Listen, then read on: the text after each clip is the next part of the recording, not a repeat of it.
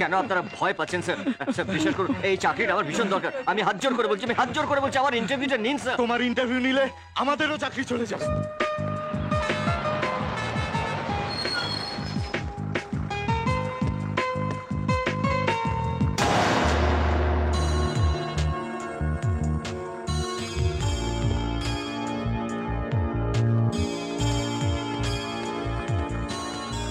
Ticket ঠিক আছে, ঠিক আছে।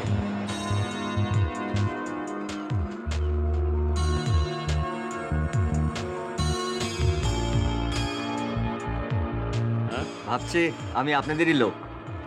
কাকে খুন করেছো? খুন? খুন করবো কেন? খুন করুন তো তোমার জামায় রক্ত লেগে আছে কেন?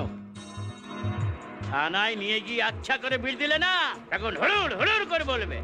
হ্যাঁ কিরে, মুখ খুলবি না এখানেই শুরু করবো? টিকিট। এইরকম একটা লোককে আপনি বাসে উঠতে দিলেন? তাড়াতাড়ি উঠে পড়েছে তো দেখিনি। টিকিট কাটতে গিয়ে তো দেখলাম, ভয় আর ওদিকে এগোয়নি। রিস্ক নেওয়ার কি দরকার? নামিয়ে দিন না। জোর করে নামাতে গেলে যদি, ওই তো সঙ্গে দুগাছা পুলিশ বসা আছে, ওদেরই না বাসের মধ্যে কোপায়।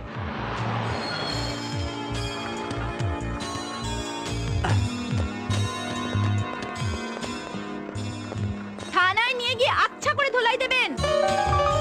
যান, কয়েকদিন গিয়ে জেলের ঘানি টেনে আসুন। যত বাজে লোক। জামাটা ছেড়ে আসার কথা কেন বলছিলাম তা দেখলেন? চল।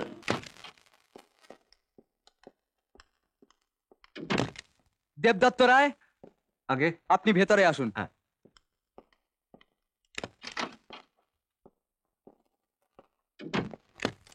বসুন। Thank you sir. নাম? দেবদত্ত রায়। কোয়ালিফিকেশন? গ্র্যাজুয়েট, হিস্ট্রিতে অনার্স। সার্টিফিকেট গুলো দিন। কি হলো, সার্টিফিকেট গুলো আনেননি?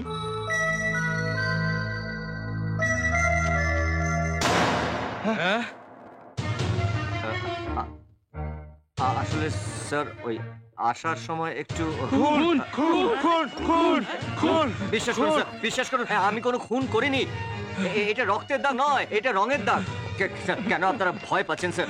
স্যার বিশ্বাস করুন, এই চাকরিটা আমার ভীষণ দরকার। আমি হাত জোর করে বলছি, আমার ইন্টারভিউটা নিন স্যার। আমরাও তোমার কাছে হাত জোর করছি ভাই, তোমার ইন্টারভিউ নিলে আমাদেরও চাকরি চলে যাবে। স্যার আমি খুনি নই। ওকে বাইরে নিয়ে যান না, না হলে কিন্তু আপনাদেরও ইন্টারভিউ নেওয়া হবে না।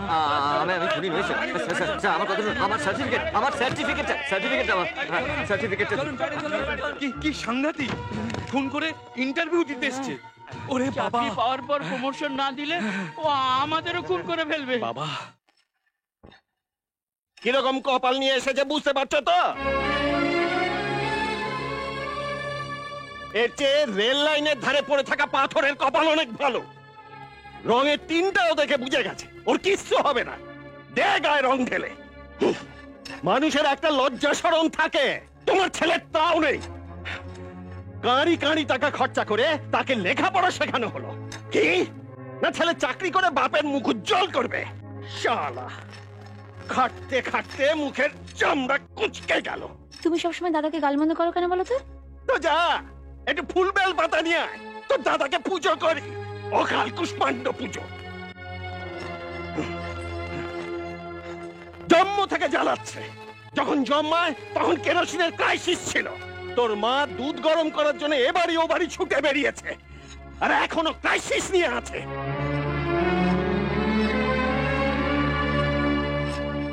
ছোট বোন কাজ করে সংসারের টাকার যোগান দিচ্ছে, আর উনি শুধু গিলে যাচ্ছেন। ওগড়াবার নাম নেই। দেবা, একদম খাওয়া ছেড়ে উঠবি না, তাহলে কিন্তু আমি এক দানাও মুখে দেব না। খেয়ে নে।